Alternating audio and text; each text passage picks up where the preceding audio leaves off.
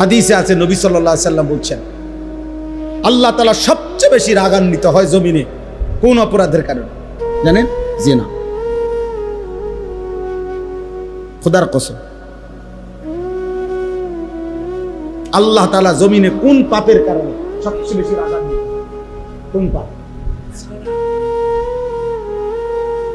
হ্যাঁ, নবীজি সাল্লাল্লাহু আলাইহি সাল্লাম আল্লাহর গায়রতে নবীজি বলছে, আল্লাহু আগিয়ারু মিন্নি, আল্লাহর আত্মসম্মানে সবচেয়ে বেশি আঘাত লাগে কোন পাপের কারণে? নবীজি বলছেন জিনা। হ্যাঁ, এই জন্য আল্লাহ পাক ইসলামী শরীয়তে আর কোনো পাপের শাস্তি এত মারাত্মক নাই, জেনার শাস্তি যা। আল্লাহ যেন বলছে, এত গোস্বা হয়েছে যে বন্ধু ওই বিবাহিত জেনাকার ব্যভিচারী পাথর মাইরা লান, এখন পাথর মারেন, পাথর ওরে পাথর মারেন, ফারজুমুহু, ওরে পাথর মারেন। আমরা কেউ না মানলাম তাই বলি কি আল্লাহর বিধান অকার্যকর? কেমন গুসাটা হইলে আল্লাহ এটা কয়,